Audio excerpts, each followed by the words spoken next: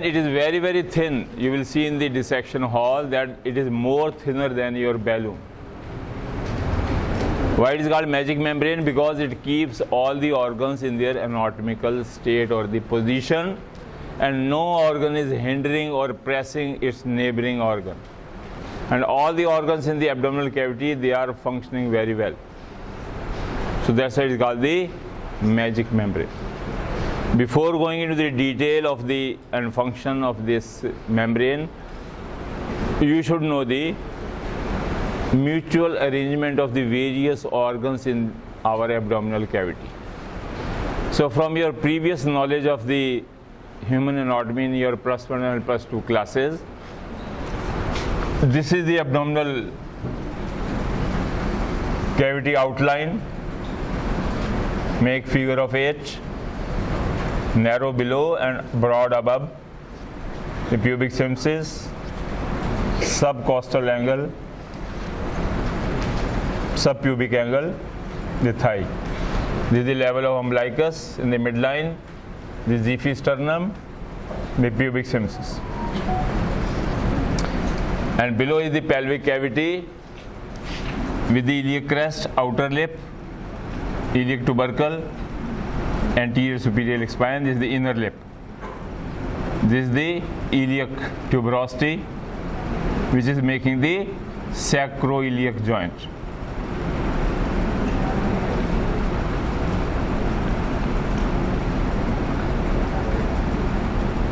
And below is the coccyx, vestigial tail vertebra. This is the greater sciatic notch, ischial spine, and the lesser sciatic notch. So pelvic cavity lies in the lower part of the abdomen. Above is the thorax, and abdomen and thorax, they are separated by the upward convex abdominothoracic diaphragm that we have done with various holes and the openings in it, through which many structures they enter from the thorax into the abdomen and from abdomen into the thorax. Various vertebral levels you already know. So this is the abdominal cavity seen from the front side. So what lies below the right dome of the diaphragm? So diaphragm is like the umbrella. So what lies below the right dome of the diaphragm? So liver is the organ lying below it.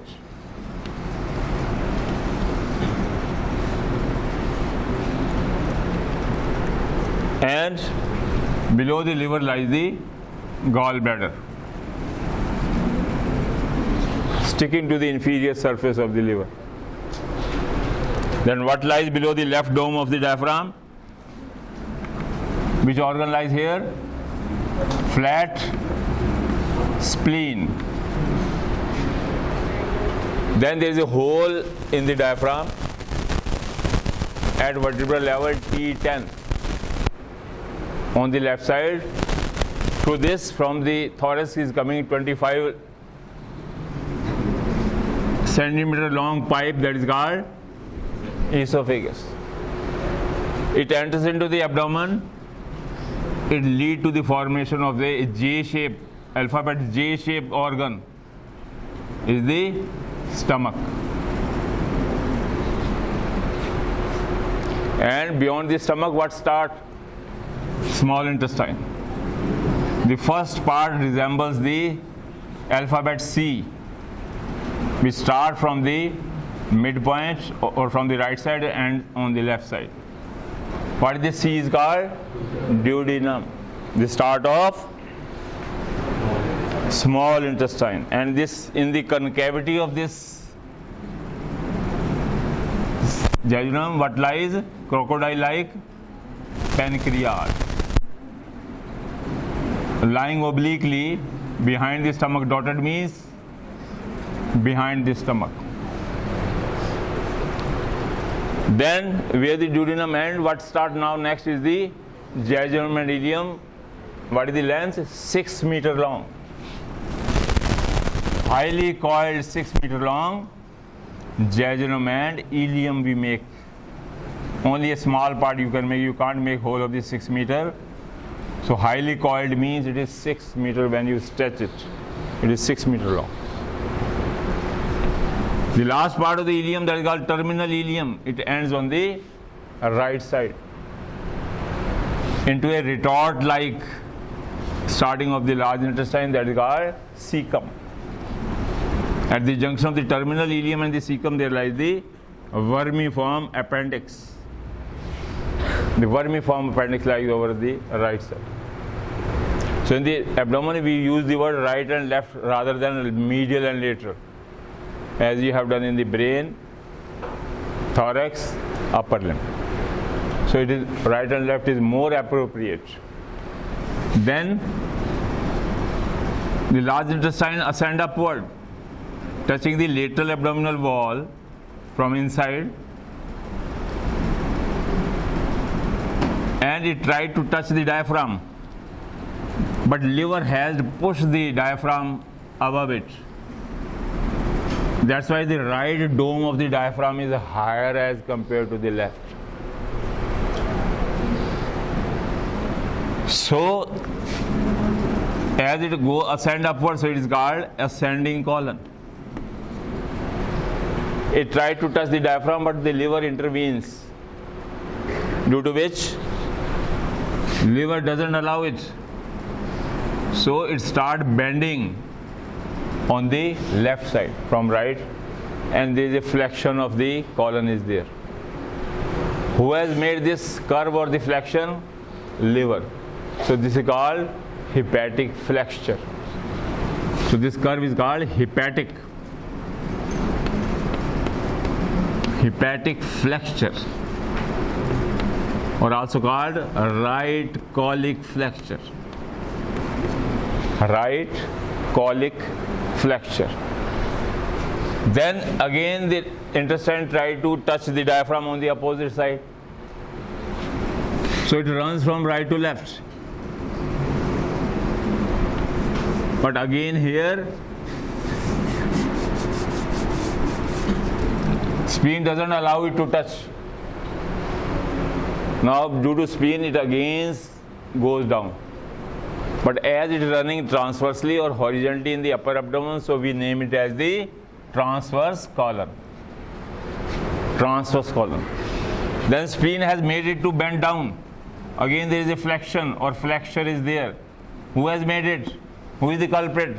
Spleen. So it is called the splenic flexure or left colic flexure. Other name, second name. Splenic flexure or the left colic flexure. Then it descends comfortably on left side of the abdominal cavity. Nobody is interfering. The space is already waiting. So it starts descending downward. So we name it as the descending colon. Now it reaches the pelvis. Pelvis is narrow. Large intestine was larger, so it has to accommodate in a small or the narrow space. So it cannot go vertically, transversely, because there is no ample space in the pelvis. So it is coiled on itself, and it becomes alphabet S shape. Because of the S shape, it is called sigmoid colon. As sigmoid sinus, sigmoid colon, S shape. So in S shape, it is accommodated a very small space. It doesn't cross the midline. It remains in the pelvic cavity only in the left side. It is well accommodated because of its S shape change. Now it is now finishing. Length is very small left. Then in the midline in front of the sacrum, it becomes straight. In the anatomy, anything straight is called rectus. So it is called rectum because it is vertical or straight in position. And rectum lead to the anal canal, 4 centimeter long, lead to the anus outside. So this is the whole small and large intestine disposition in the abdominal cavity. So this much you already, I think, know from your +1 and +2 classes. Now go into its detail. We know each and every fold of the intestine that we want here. So this is all about the organs and the intestine. Then on the right side, just overlapped by the this duodenum is the right kidney. The left kidney lies touching the spleen, behind the stomach, behind the pancreas is the left kidney, with the ureters descending downward. And just behind the pubic symphysis, which organ lies here? Urinary bladder. I have already told you, extravasation of urine. So ureters, they open into them. So dotted means they lie deep to the intestines. So this is the picture you have to keep in mind whole of your life of your medical career. You should know which organ lies where. Then only you can diagnose a patient, you can treat a patient. So when we remove all these organs, our abdominal cavity is empty. And an empty abdominal cavity, how it looks like after removal of all the organs. This is the picture.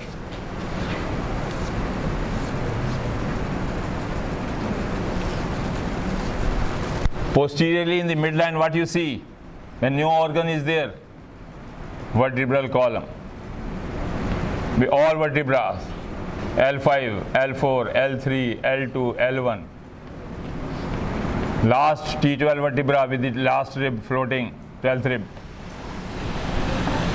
Then below is the sacrum, the pelvic cavity start. The crest, outer lip, inner lip. So you see the bones of the region of the abdominal cavity.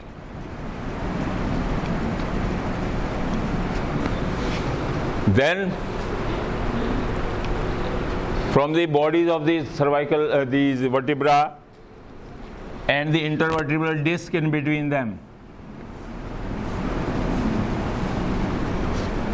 and adjoining part of the vertebra bodies, a muscle takes origin from T12 disc and the body fibers. Then from the L1 vertebra, the disc and the adjoining part of the body of the L2, and so on like this up to L4. So muscle take origin like the arches, and this muscle goes down into the lower limb for insertion. This is the Swash major muscle.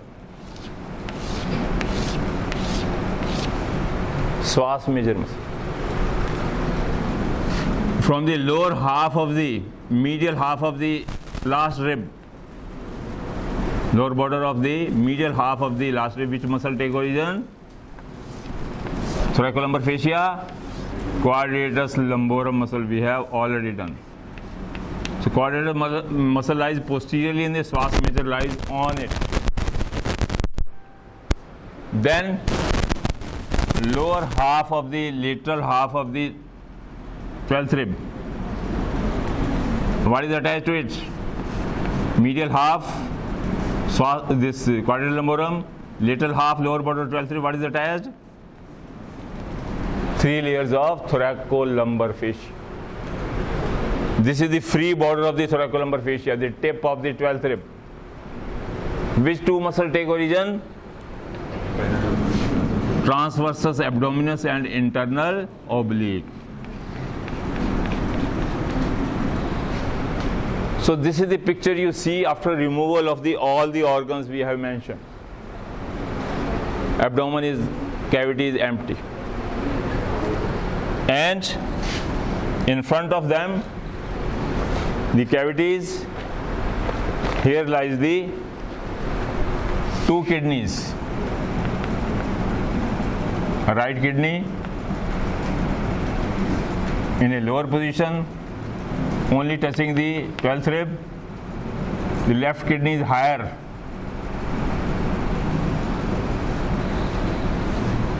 because it is touched by the 11th rib also.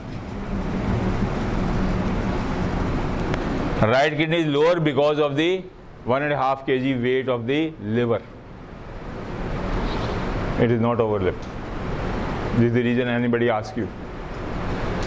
Then the ureter, lying medially and opening into the posterior wall of the surface of base of urinary bladder. So they are all touching the kidney, posterior surface of kidney touching the Swash major, Quadrants lumborum, thoracolumbar fascia, transverse abdominis muscle. They forming the bed for kidney. Kidney is lying down as you are lying down in your bed in a prone position. This is prone. Supine position. And lower body of the T12. What lies here?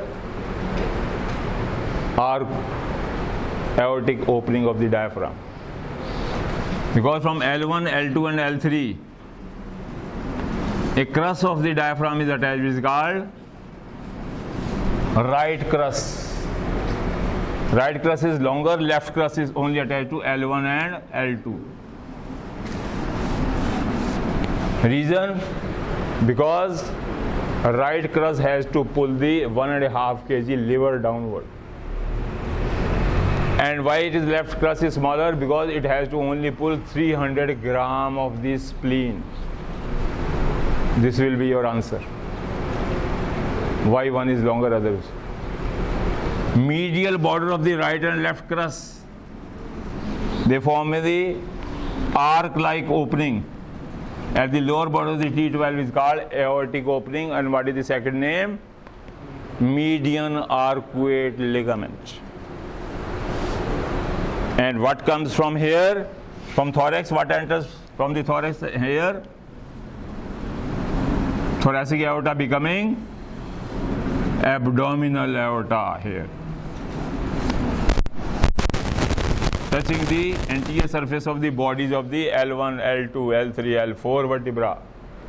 At the lower body of the L4, the abdominal aorta divided into right and left common iliac arches. And on right side of the aortic opening or aorta, here lies the cisterna chyli, which is the commencement of the thoracic duct you have done in the thorax. 45 centimeter long thoracic duct. But when it is in the abdomen, its name is cisterna chyli, which is the confluence of the lymphatics of the abdomen. From each and every organ, the lymphatics, they are reaching and forming a sac on right side of the abdominal aorta near the aortic opening is called cisterna chyli. When this cisterna chyli enters into the thorax, or when we see from above the thorax, now its name changes to thoracic duct, because now it is the property of thorax. And at the level of the T4, it crosses from right to left. So this is the correlation of what is thorax you have done already, because the papers are only 2 or 3 months ahead of your schedule. I think they are planning in the mid-December. So be prepared right now from today. Papers are very neat. Border of the right crus is attached to the transfer process of the L1 to form the medial arcuate ligament of the abdomen. And what comes out through this? Swash major muscle and splanchnic nerve sometimes. Lumbar azygos vein, that you have to remember. Then all the fibers of this right crus, they go on the left side of the, at the level of the T10. They encircle the esophageal entry from the thorax into abdomen. And what is this called? Esophageal opening. So esophagus comes like this.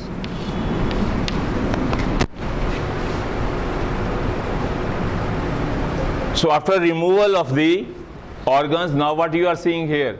Posterior abdominal wall from inside. First we have done the thoracolumbar fascia. We have studied everything from back side. Now we are seeing everything from inside.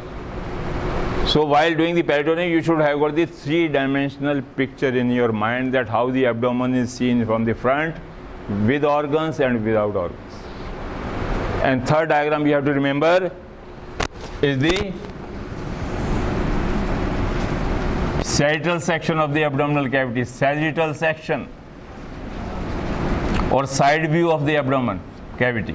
This is the umbilicus. This is the vertebral column. L5 vertebra ends here, and this is the sacrum, coccyx, and here the pubic symphysis is cut. A line is drawn above the sacrum and above the pubic symphysis. This line is called pelvic plane.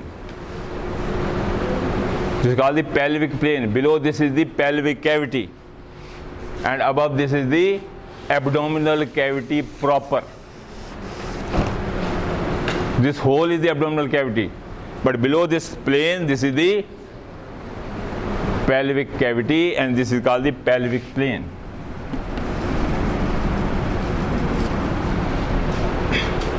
And they are the vertebra.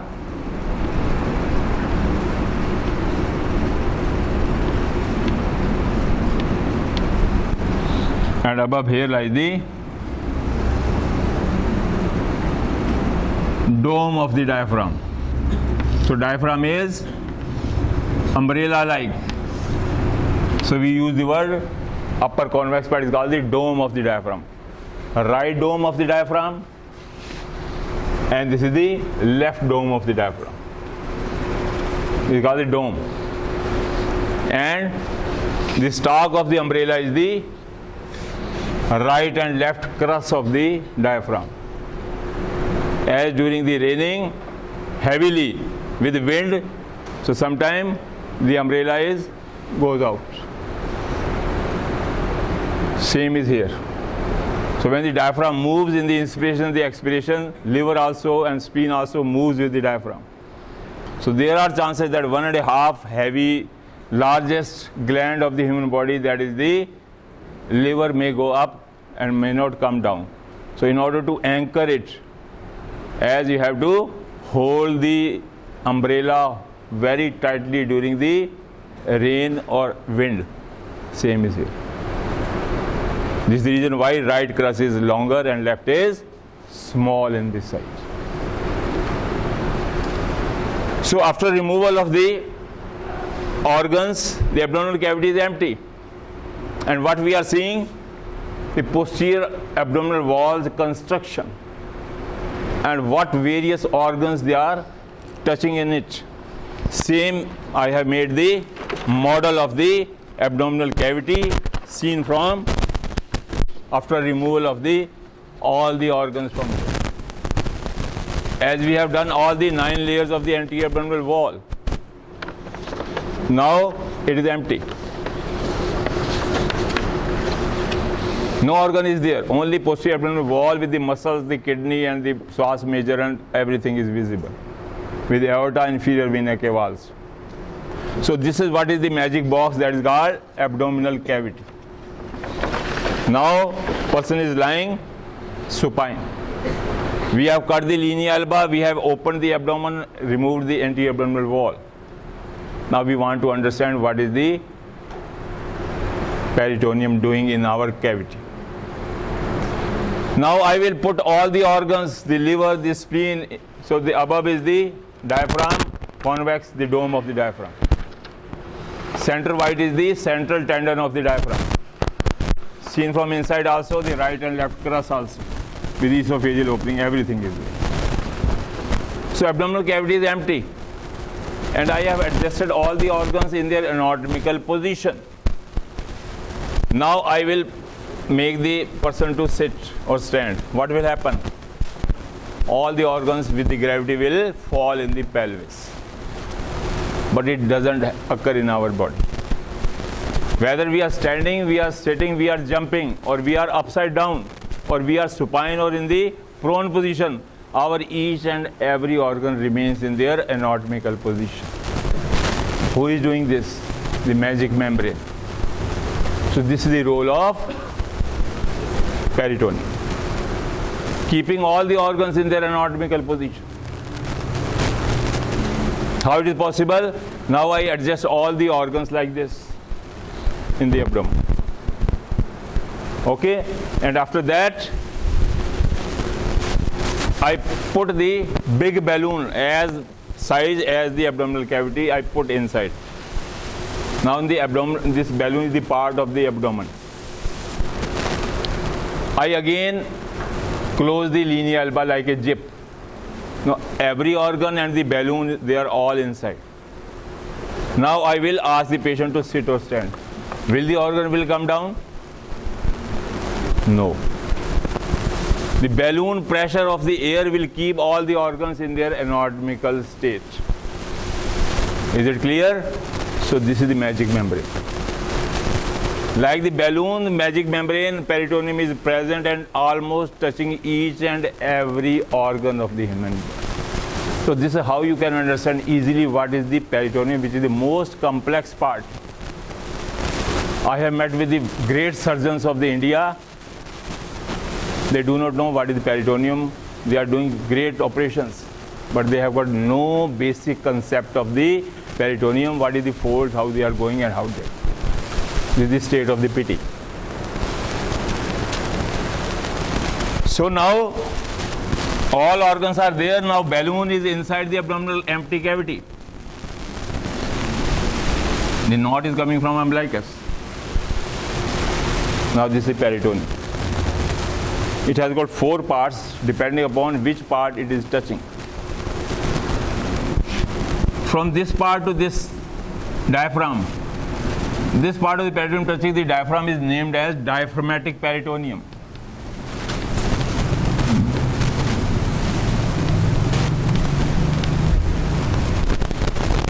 This peritoneum below the pelvic plane, from this point to this point, this peritoneum, what you will name?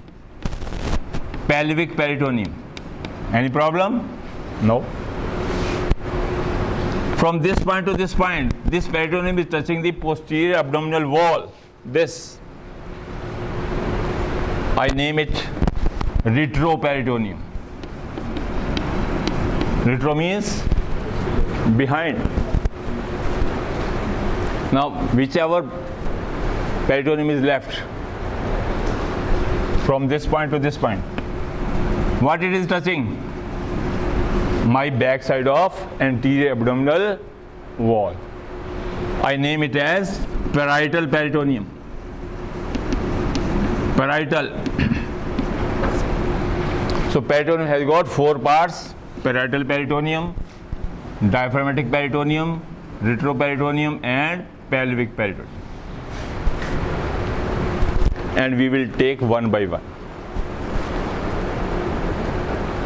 First is the pelvic peritoneum. The parietal peritoneum. Even after the birth, umbilicus is still a part of the human body and something is attached to it. One thing you have recently done is the Hasselbalch triangle. Boundaries of Hasselbalch triangle of the direct inguinal hernia, right side or left side. What is Hasselbalch triangle? Made by obliterated umbilical arteries, if you remember. So before the birth, umbilicus was having the 2 arteries, umbilical artery and 2 umbilical veins. The 2 umbilical arteries, they run downward towards the urinary bladder, because urinary bladder is the only organ lies just behind the pubic symphysis. I have already told you so many times.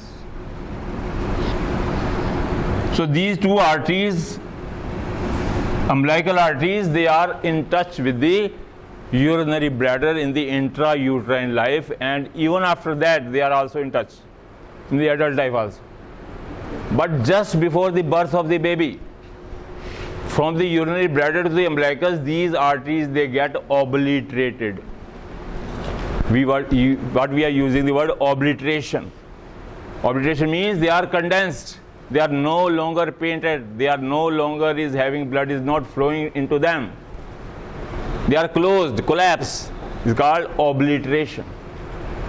So these are the obliterated umbilical arteries stretching from umbilicus up to the urinary bladder. Third thing, the apex of the urinary bladder is still attached after the birth of the baby to the umbilicus, inside of the umbilicus. This is the remnant of the allantoic diverticulum, if you remember your +1 and +2 embryology. Allantois. Even today in our body it is present.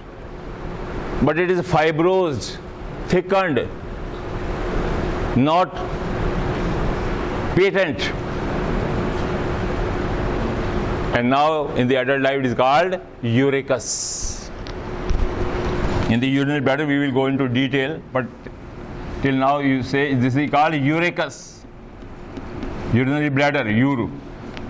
So uricus is attached to the urinary bladder, remnant of the allantoic diverticulum from umbilicus to the midline of the body, just behind the parallel to the linea alba. The white line of the abdomen is the uricus. Then there are two umbilical veins, right and left. Left is left, right disappear, if you know. Left is left and right disappears. And this left umbilical vein is attached to the undersurface of liver. If you remember, the umbilical veins, they are attached to the inferior vena cava. Sinus venosus, if you remember the cardinal veins. So left umbilical veins remains on the left side of the, and after the development of the liver, it is incarcerated or it is embedded inside the liver. So liver is attached to the umbilicus even after today, after the adult life also, but this vein has got obliterated like the arteries. So what is called? Obliterated left umbilical vein. This is obliterated left umbilical veins to the undersurface. So because of this vein on left side, the peritoneum, parietal peritoneum from umbilicus goes with this, and then this becomes diaphragmatic.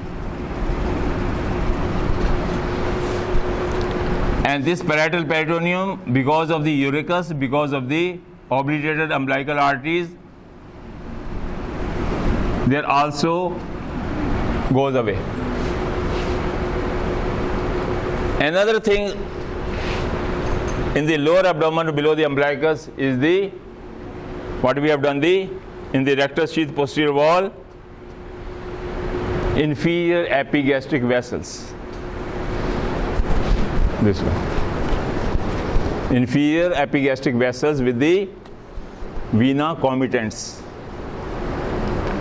So they are lying below, behind the rectus abdominis muscle, and what is covering them?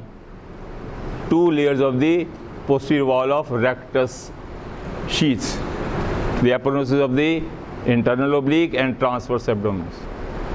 So very thin, they are covering these vessels. So they are also lying, and what lies behind them? Peritoneum, that is the parietal peritoneum. So this is how this was peritoneum, and this was rectus abdominis on the rectus. So when we see the parietal peritoneum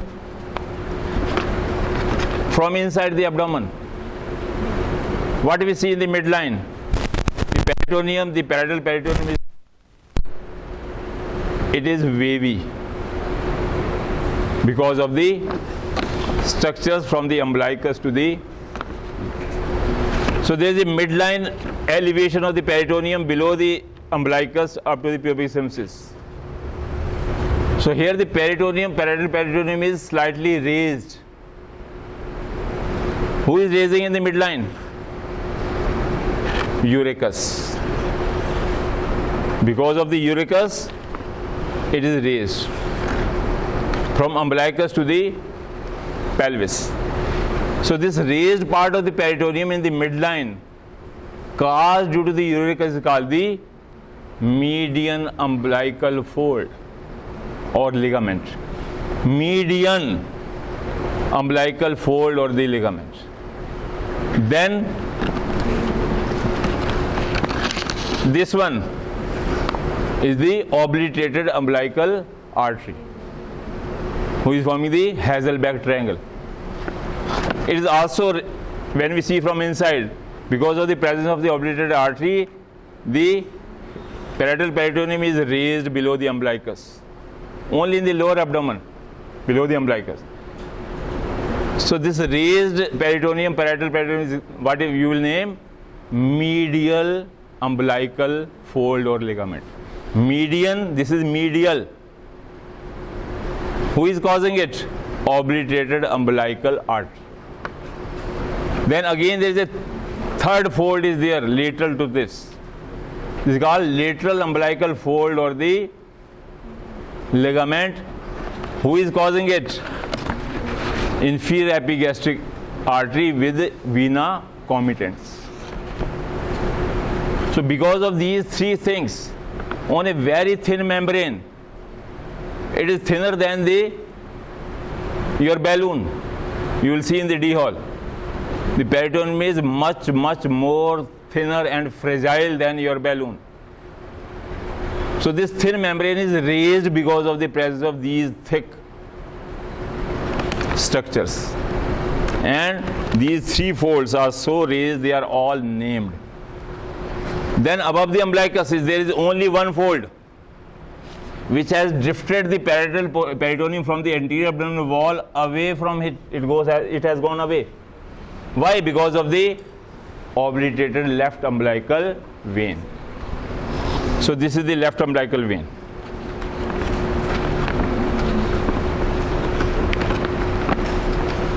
So because of the left umbilical vein, the peritoneum which would have been straight, but because of this umbilical vein going into the liver on the right side, so this peritoneum comes like this, goes above the obliterated left umbilical vein, again become parietal peritoneum. So this fold is raised. So now it becomes double fold of the parietal peritoneum above the umbilicus and the liver. And if you see the shape, this shape is like sickle. In the anatomy, sickle shape is called falciform, what we do. So this forms the falciform ligament of the liver. Falciform ligament of the liver because its shape is sickle shape. And its above part is attached to the liver, but this part is free border. So lower border of the falciform ligament is free. If you milk it like this, what you feel? The hardened part is the obliterated left umbilical vein. So from the umbilicus to the liver, this double fold of the falciform ligament containing the obliterated left umbilical vein is named as ligamentum teres. This is ligamentum teres. I am holding ligamentum teres of the liver. Who has made it? Double fold of falciform ligament, which is the part of parietal peritoneum above the umbilicus, containing. So this is the peritoneum, this half of the peritoneum of this is the parietal peritoneum. Now whole of your class is seen this peritoneum from as you are standing inside the abdomen. When you look downward, you see the three folds: median, medial and lateral umbilical fold or the ligaments. Who is causing them? You know it. If you are seeing inside the abdomen, you are standing, what you are looking upward above the umbilicus, again peritoneum is not smooth as it was there. It is folded like this sickle shape. And what you name this sickle shape? Falsiform ligament. So this is the falsiform ligament. This is the original peritoneum, parietal. This is parietal, this is parietal. But this is the fold. This fold is called falciform ligament. Its lower body is called ligamentum teres. Is it clear? So this is the how easily you can understand what is falciform ligament, what is ligamentum teres, what is the umbilicus, what is the parietal peritoneum. Above the umbilicus, below the umbilicus. So this is how I have simplified the most complex part of these three folds and the falciform ligament. So after seeing it, we remove it and we hold it. And now balloon is inside, peritoneum inside with all the organs, and this is the how you see the abdominal cavity from inside. After removal of all the organs, the same diagram here you can see. Right crust, left crust, aortic opening, inferior vena cava, because inferior vena cava lies on the right side, and it will open into diaphragm waiting, opening is waiting at the level of, which level of vertebral level? Inferior vena cava opening T, this is T10, aortic opening T, this is on right side, left side, midline. Aortic opening is slightly on left side, not exact in the midline, because aorta is coming in comma shape. The comma shape in the thorax, then it has to come from left side to the midline. So still it is on left. So this is how you make this diagram. The parietal and all the four types of the ligaments. Now we will consider the role of the peritoneum in adjusting all the organs. To understand the role of the organs, now I push all the organs in the abdominal cavity. For example, this is the liver, this is the flat spleen. I throw them like the toys. This is the 6 meter long jejunum and the ileum. And kidneys, ureters, pancreas, everything. And this, whose birthday is today? So I push every organ, I throw every organ in the organ at random. So when I put all the organs at randomly, where they are touching? They are touching the posterior abdominal wall.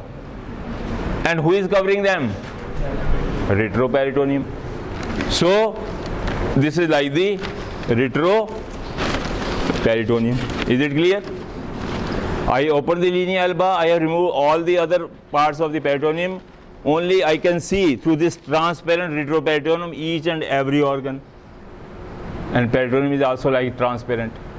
It is made up of mesenchyme, mesodermal in origin, splachnopluricomponent of the intra-embryonic mesoderm, if you remember your embryology classes. So this is the embryo. So all the organs are there, they are all covered by the transparent retroperitoneum.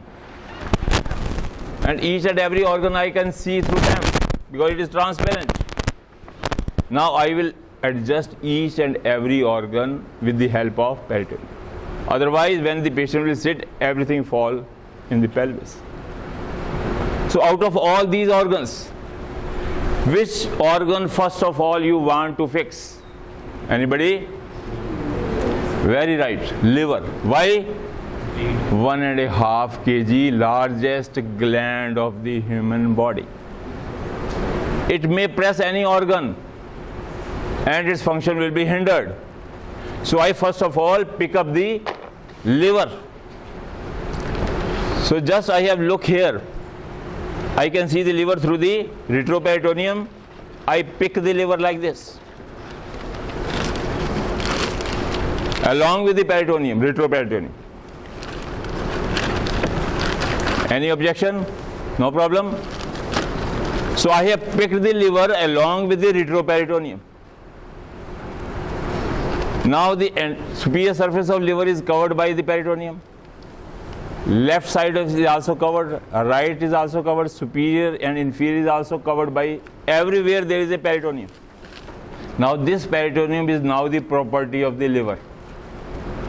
First it was the property of posterior abdominal wall, its name was retro. But now it is touching the viscera, so it is called the visceral peritoneum of the liver. And what is it called? Glisson's capsule. It is called Glisson's capsule.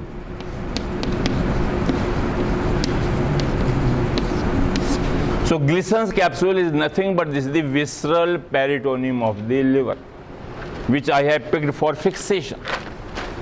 But when I put my hand here, is there any peritoneum? No. So this surface of the liver is without peritoneum, the posterior surface. And what this is called? Bare area of the liver. Bare area without peritoneum.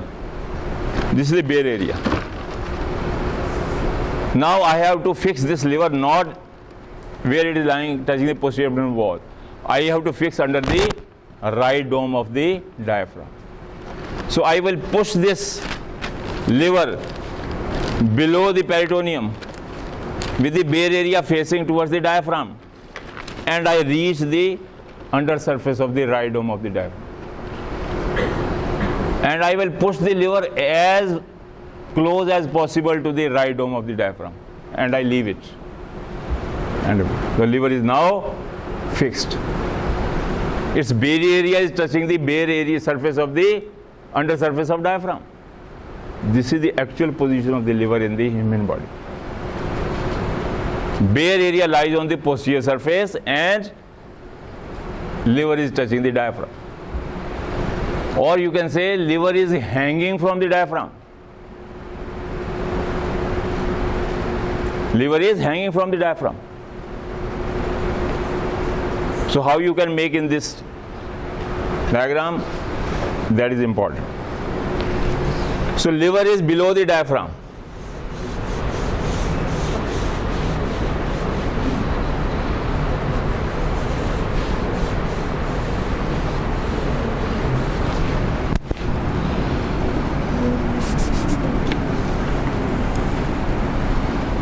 This is the liver in the sagittal section. And the under surface, this is the inferior surface, superior surface, anterior and the posterior surface of the liver. So posterior surface of liver is the bare area. Nothing is there, no peritoneum. So peritoneum is only up to here. And what is the connection of the liver with the umbilicus? The under surface is still attached to the umbilicus through the obliterated left umbilical vein. And this peritoneum is away from anterior abdominal wall, is caught far away, like here. And above this diaphragmatic peritoneum, this is the liver.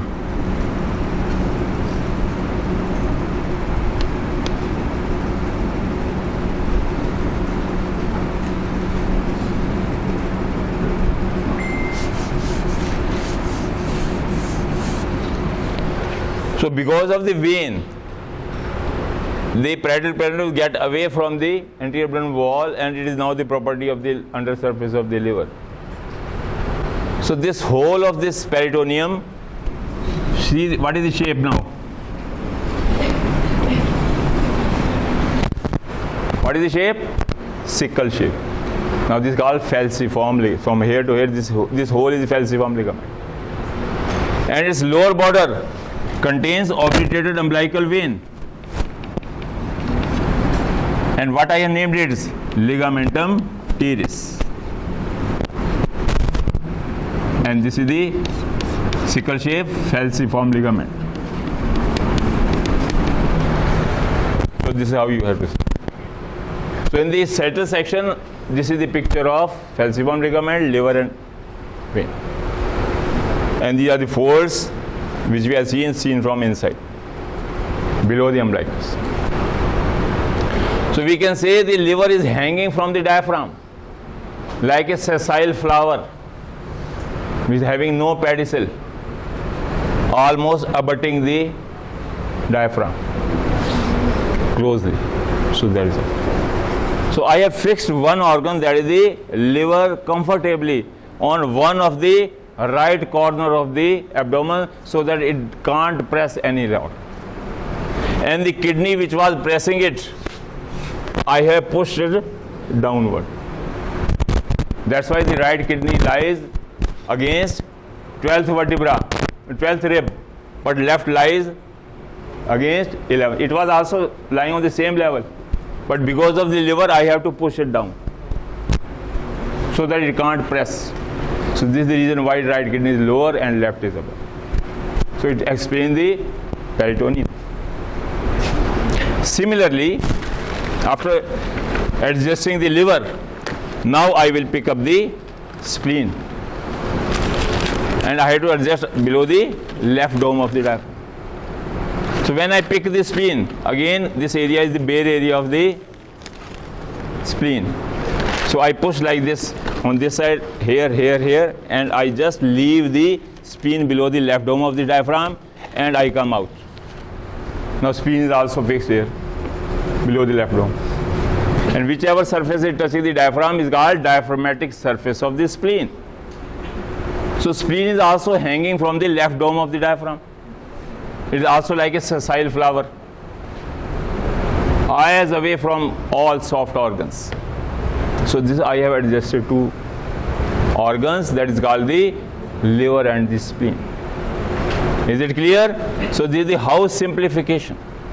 The peritoneum has made two organs in their anatomical state or the position without disturbing any neighboring organ. Now the third step, I will adjust the intestine, the stomach, and all the other parts. There are certain organs who are touching the posterior abdominal wall. I won't touch them. I won't pick them up. For example, kidneys, they are lying comfortably.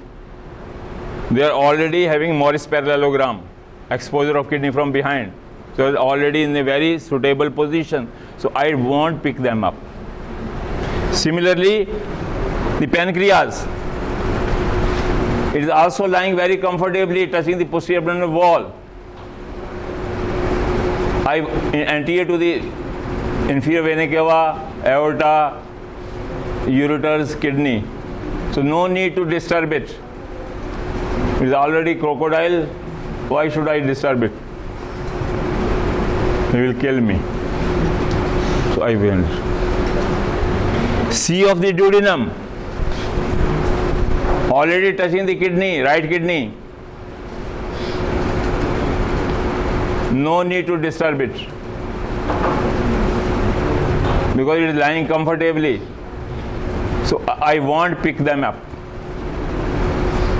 So they remain in their anatomical position as already before the development, and after the development they are the same. I won't pick up the ascending colon or descending colon because they are also lying very comfortably. They are not pressing any organ. So I need not to pick them up. No need them.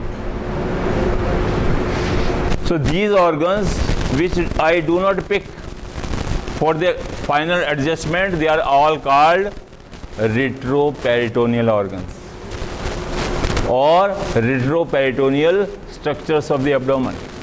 You can enlist them: aorta, inferior vena cava, suprarenal glands, kidneys, ureters, all are retroperitoneal. The duodenum, the pancreas, all are called retroperitoneum organs and the structures. Only organs which are movable, slightly or freely movable, the peritoneum will help them Because every organ is fixed or movable only according to its physiological function. You have finished the physiology of the GIT, I think. So you know much better than me about the physiology. So now we will mix the physiology with the anatomy. That which organ requires freedom or mobility or movement and who doesn't want it. So these organs doesn't want them. They will function more better when they are fixed to the posterior abdominal wall or when they are in retroperitoneal position. So this is how we do the abdominal organs. So before going into the detail of the abdominal organs and their problems, we should know the 9 quadrants of the abdomen. I think you already know it. 9 quadrants of the abdomen. So 9 quadrants of the abdomen are described by drawing the 2 horizontal and 2 vertical lines. The 2 horizontal lines, the above line is called, what is the name? Transpyloric plane. This is called Transtubercular plane. Why it is called Transtubercular? Because it lies at the level of iliac tubercle, which lies here on the outer lip of the iliac crest. It is called transpyloric because it lies at the level of the pylorus of the stomach, or it touches the tip of the 9th costal cartilage. 9th costal cartilage here, tip, the same level, transtubercular. 2 vertical lines we draw at the level of mid-inguinal point or at the middle of the clavicle. So these 2 lines we draw whenever a patient of the pain abdomen comes. Pain abdomen is the most common cause of the disease of the human nature. In whole of your doctor career, 2/3 of the patients will come from the abdomen. So you should know each and every inch of the abdomen and how each and every organ. Then only you specifically diagnose a patient of the pain abdomen and you can treat it. So what are the names of these various quadrants? This is the, below the epigastrium is the xiphoid process is the epigastrium. Just above the pubic symphysis, this is the hypogastrium. Just on the right side below the costal cartilages of 7th, 8th, 9th and 10th fuse is called right hypochondrium. This is left hypochondrium. Around the umbilicus, this whole area is called the umbilical area. On right side is called the right lumbar area. This is left lumbar area. Below this is right inguinal region or right iliac region and left iliac region. So these are the 9 parts of the anterior abdominal wall we divide by the 4 lines, 2 horizontal and 2 vertical, before we can diagnose a patient of the pain abdomen and to treat him or her. So you should know the names of all these 9 quadrants and how these lines are drawn.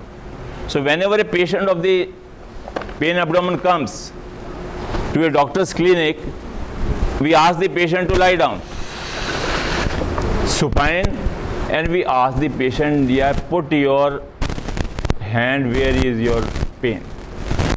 The patient will put the hand, for example, here. We say no. Don't put your hand, only put your tip of your index finger. Why a doctor is saying not putting the hand on the finger? Because we want the specificity of these, one of the 9 quadrants. The hand may cover 3 quadrants. The doctor will be confused that what is the problem, which organ is involved. So we want this specificity. That's why a doctor will say only put your tip of the 1 finger. Only 1 finger on your abdomen where you get the maximum tenderness. Maximum tenderness means maximal pain. So here the dictionary word is different in the medical line, in the opposite. In the dictionary, tender means soft, subdue. But in the medical, tenderness means highest peak of the pain. So when the patient will put the finger here, in the right hypochondrium, we can make a provisional diagnosis. So this touching the quadrant will help the doctor to minimize its thinking.